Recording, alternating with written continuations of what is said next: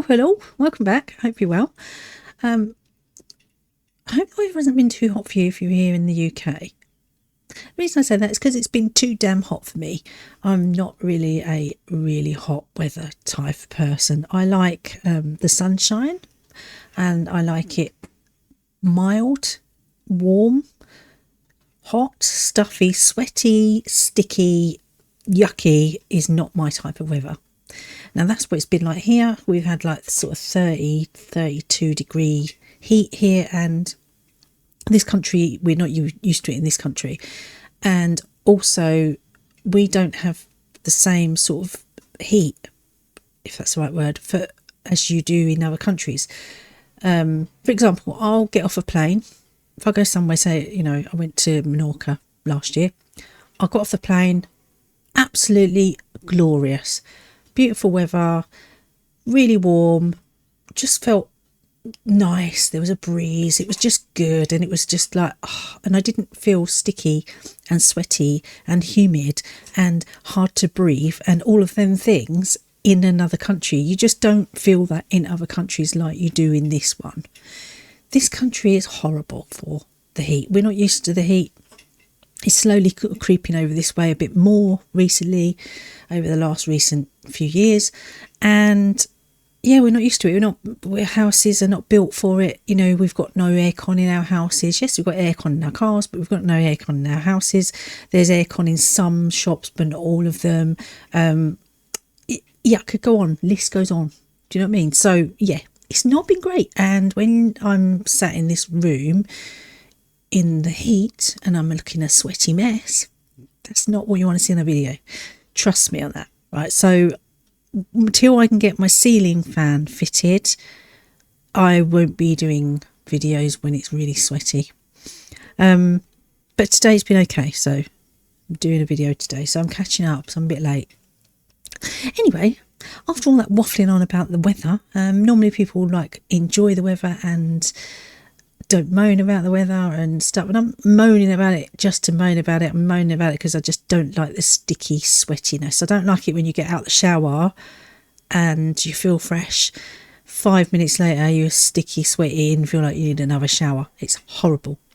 Anyway, only if you're British you will understand that. Otherwise you will not get it, unless you live in this country, of course, from another country, then you'll understand it.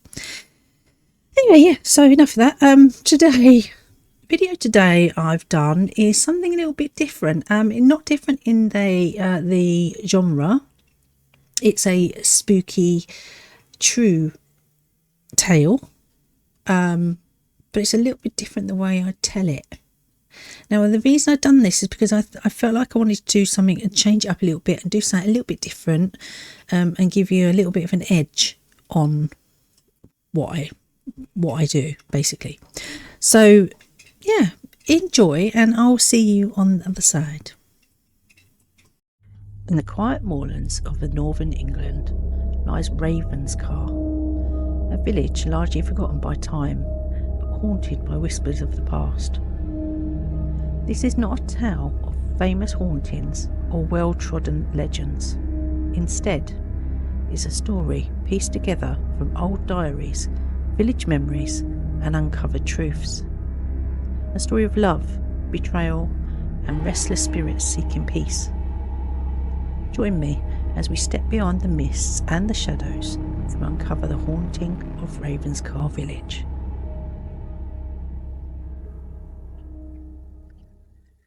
The village of Ravenscar sits perched precariously on the edge of the Yorkshire moors, where the restless sea crashes against the jagged cliffs below. It's a place caught between worlds. The wild moorland stretching inland, wrapped in mists that seem to carry whispers of the past, and the cold, endless horizon where sky meets the sea.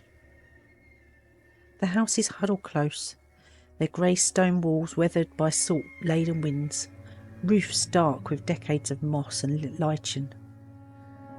Narrow lanes twist between them, uneven and worn by countless footsteps, some recent, some many long ago.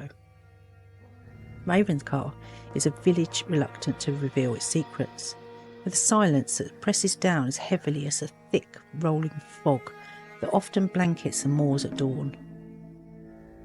In spring of 1972, the Miller family arrived from the city, seeking refuge from the noise and the hustle and bustle of the modern life.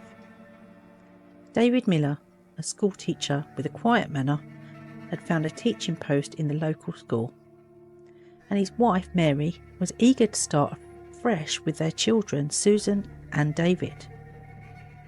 They chose a cottage at the far end of Cliffside Lane, a simple stone house with shuttered windows and a small garden overgrown with wildflowers and brambles.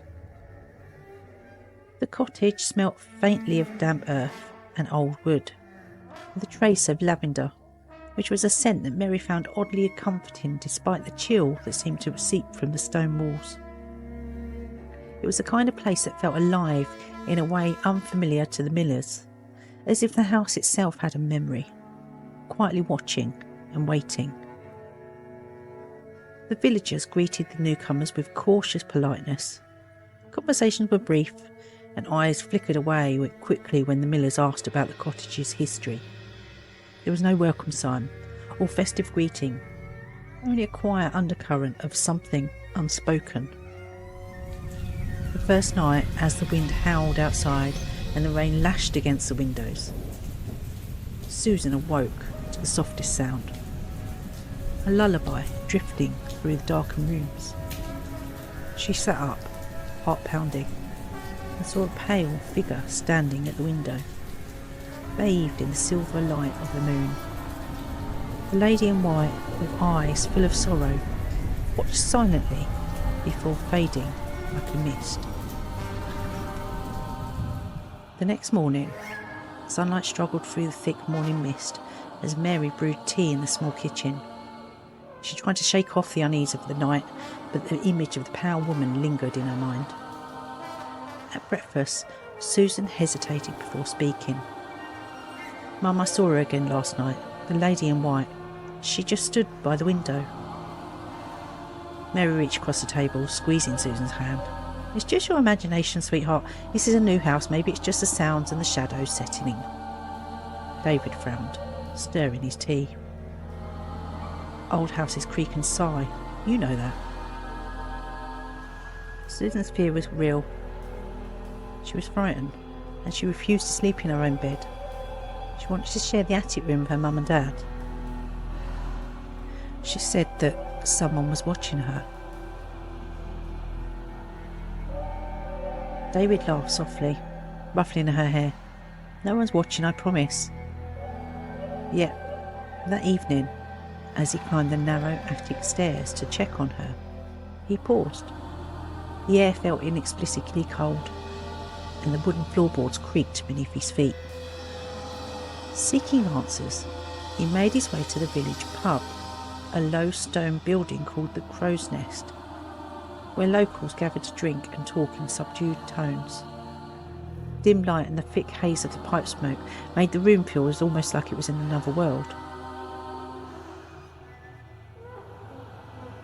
David approached the bar and asked the bartender, a burly man named Harry, about the cottage's history. Harry wiped his glass slowly and eyed him carefully. "Oh, Grimshaw's old place, is it?" Harry said, voice low. "Best not to dig too deep, mate. Some houses have shadows that you don't want to wake." Nearby, an elderly man named George leaned in, his face creased with years of weather and worry. "Ethel Grimshire was a healer once," he whispered, "but they called her a witch when sickness came to Ravenscar." David frowned, intrigued. "A witch? That's just superstition, though, isn't it?" George's eyes darkened. Superstition kept many alive, and many dead. Sometimes, past clings tighter than the fog. Back at the cottage, Mary met Mrs. Grayson, the village herbalist and the oldest resident, who spoke gently of Ethel. She was kind but misunderstood. People feared her, she said, but she only wished to heal.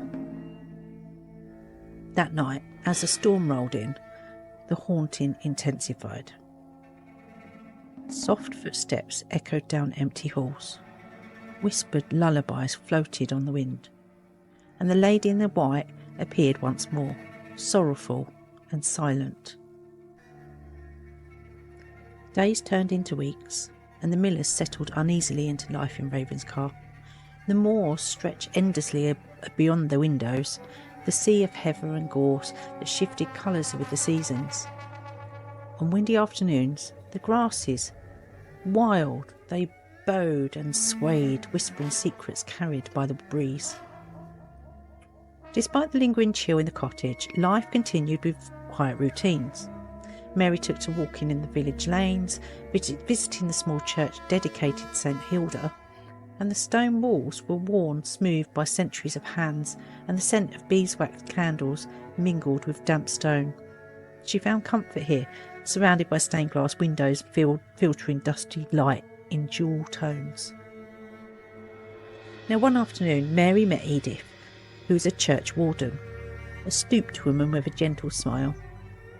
Edith shared old stories, and some joyful, others tinged with sorrow. Ethel Grimshaw, she said softly. She was buried here, though her grave is unmarked, because some say that her earth refuses to hold her. At school, David noticed the children's furtive glances when he spoke of Grimshaw Cottage. One boy called Tom nervously confided that his gran said a lady in white wanders the moors searching for something lost. That evening, Susan found an old diary hidden beneath a loose floorboard in her bedroom. The pages were brittle but legible, penned in a flowing hand. It belonged to Ethel Grimshaw herself. Her entries revealed a woman of a sharp mind and a gentle heart, condemned by fear and suspicion. She wrote of healing herbs, secret meetings, and a sorrow that weighed heavier than with each passing year. The final pages spoke of a betrayal, a friend turned enemy, a curse whispered under her breath, and a vow to protect her home even beyond death. One stormy night, the cottage seemed alive with restless energy. Windows rattled in their frames, the flickering shadows danced on the walls, and from the garden came a soft tapping, of fingers tracing messages on the glass. Mary stepped outside, heart pounding, and she saw a figure in the mist. Tall, draped in white, face obscured by the veil of the rain. The lady in white. She raised her hand as if to beckon, and then vanished into the storm. The village of Ravenscar was no stranger to stories, but lately whispers had deepened into unease. Folks spoke in hushed tones of strange happenings. Doors creaking open on their own, cold draughts in sealed rooms, and glimpses of a pale woman drifting near the cliffs at dusk. One evening, David attended a small village meeting at the community hall, a stone building warmed by a flickering fireplace. The room was crowded, faces worn and weathered, eyes shadowed by worry. Harold was a farmer with a big grizzly beard, and he stood up to speak. "My sheep have been spooked by the moor. They won't cross the heath where that woman is supposed to roam." Maggie, who was a local shopkeeper, she added, "My cat won't go near the old chapel ruins. She hisses at nothing." Sir David raised a hand. "So has anybody tried to contact the past, learn what might be unsettled?" Now old George shuffled forwards. "Some things are better left alone, but if you must know, there's an old tale. Ethel Grimshaw was said to protect the village, but her death left a wound that never healed. As the fire crackled, villagers shared memories. A flickering candle, extinguished by an unseen breath. Footsteps in empty corridors, and shadows seen from the corner of the eye. Back at the cottage, Mary kept a journal, recording each strange event with growing dread. She noted the way the temperature dropped suddenly, how portraits seemed to watch her as she went by, and how at times a faint scent of lavender lingered without explanation. One night, Susan confided in her dad. "I think she's trying to tell us something," the lady in white. "She's not angry, she's sad." David sat quietly, considering. Maybe there's a message that we haven't understood yet. The next morning, Mary found a bundle of old letters slipped beneath the door, addressed to Ethel Grimshaw, written in delicate script but never sent. They spoke of friendship, betrayal, and a desperate plea for forgiveness. The past was reaching through the years, tying the Millers closer to the restless spirit that haunted their home. As autumn turned the moorland into a tapestry of burnt gold and crimson, the Millers felt the weight of Ravenscar's past settle heavier around them. The nights grew longer and the wind carried colder whispers. One evening, as twilight deepened into dusk, Mary stood by the window watching the mist crawl over the moors like a living thing. The silhouette of the cliffs loomed dark and silent beyond. The sea's distant roar muted beneath the thickening fog. Her thoughts drifted to the diary, the letters, and the village stories. There was a story within a story, a secret buried beneath the layers of time, waiting to be unearthed. That night, a sudden knock at the door startled the family. David opened it to find Edith, the church warden, clutching a small parcel wrapped in a warm cloth. "I found this in the church's archives," Edith said quietly. "It belonged to Ethel. Maybe it will help." Now inside was a bundle of dried herbs tied with twine, a small silver locket tarnished with age, and a faded photograph of a young woman in white standing on the cliffs. Mary held the locket tightly and felt a chill run through her fingers. The photograph seemed to shimmer in the firelight as if it was alive. Over the coming days, strange things continued. A low humming filled the night air. Footsteps echoed softly on the stairs, and shadows moved just beyond sight. One afternoon, Susan explored the garden and found a shallow grave marked only by a single white stone. Kneeling, she traced the worn inscription, E.G. 1893. A sudden breeze stirred in the flowers, and Susan felt a presence, not threatening, deeply sorrowful. As the Millers gathered that evening, Mary read aloud from the diary's last entry, a plea for peace and remembrance. Outside, the wind whispered through the trees, carried with it like a haunting lullaby that seemed to wrap the cottage in a gentle embrace. For a moment, Ravenscar felt less like a place haunted by shadows, and more like a village bound by love and loss, where the past and present met beneath the endless sky. The days grew colder as the winter crept in, wrapping the village in a thick cloak of mist and frost. Ravenscar's streets were deserted by dusk, save for the occasional flicker of lantern light or the distant bark of a dog. The Millers found themselves drawn closer together, bound by the shared weight of their experiences. Even David, the rational teacher, found his scepticism challenged by the strange events that happened around them. One evening after a long day at school, David sat by the fire with the diary open on his lap. His eyes scanned the faded handwriting, searching for answers in Ethel's words. Mary prepared supper, a scent of stew mingling with the faint lavender aroma that seemed to seep from the walls. Susan sat down quietly in the corner, clutching a small knitted shawl that she'd made, a gift for the lady in white, if she could see it. As the fire crackled, a sudden knock echoed through the cottage. David rose, cautiously opening the door to find a stranger standing in the snow. A tall man with piercing eyes and a worn leather satchel.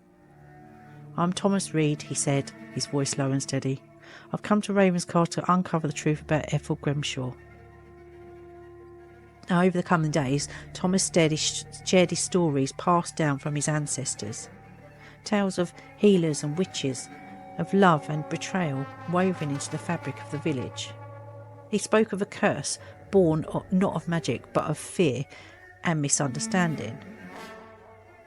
One evening, Thomas led the Millers to the cliffs where the photograph had been taken. The wind whipped fiercely and the sea crashed below like thunder. "There's something here," he said. a secret that has been waiting for release. Together, they uncovered a hidden cave beneath the rocks. Walls were etched with symbols and faded writing.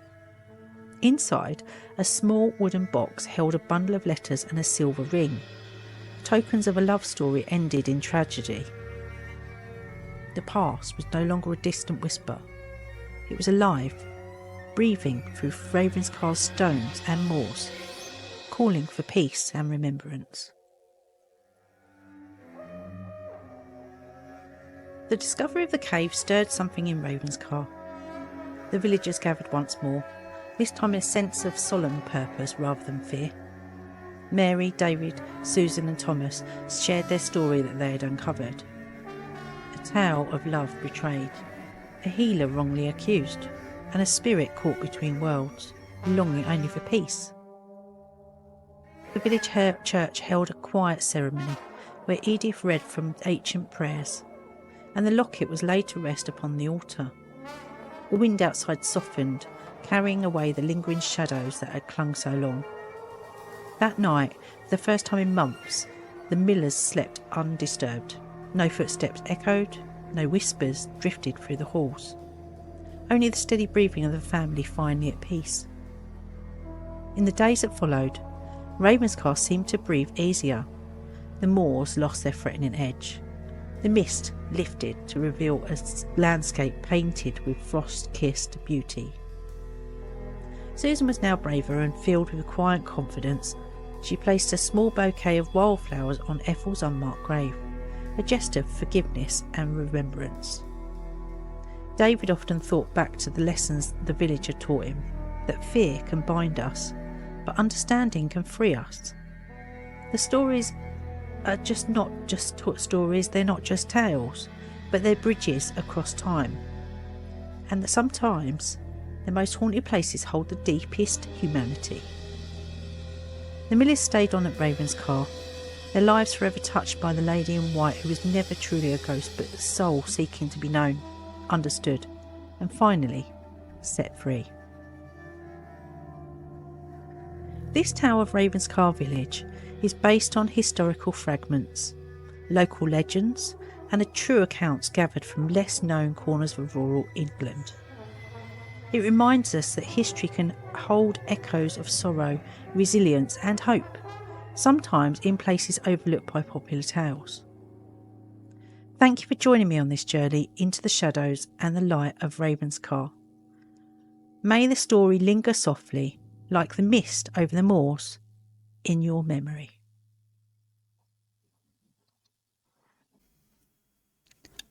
I just want to know what you think. What did you think? Did you enjoy the style of my storytelling, if you like? Because it was almost like I was telling a story, because I was telling a story, but it was a true story. It's something that was happened in this country, and I just wanted to change it up a bit and do it as a sort of a more of a storytelling, so you can get more of a feel, if you like, for the atmosphere of what, the actual place and what they were going through and all of that sort of stuff. So I hope you enjoyed it anyway. I just wanted to try something different. Might not do that next time, but thought I'd give it a go. Let me know in the comments what you think, and let me know if you think I should do some more similar like that. Also, I hope you enjoyed my last gaming video I did. The reason I say that is because I'm doing another gaming video probably next time, but also I hope you're enjoying the short episodes that I've done. I have got to upload some more, so look out for those also. And I think that's it. I think I'm done. I'm out of here. Take care of yourselves, keep smiling, and I'll see you on the next one. Ta-da!